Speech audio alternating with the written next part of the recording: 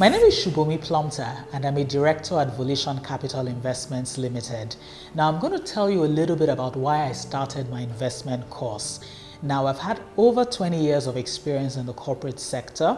I've also co-founded 3 companies, and about 10 years into my career journey, I discovered that I would be poor if I ever stopped working. My salaries weren't going to make me rich, but it was what I did with those salaries by way of investment that would determine the kind of lifestyle that I lived, thereafter.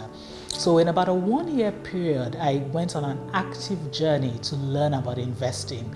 I learned about the money market, I learned about equities, I learned about real estate, I learned about agriculture, even cryptocurrency. Trust me, I did it all.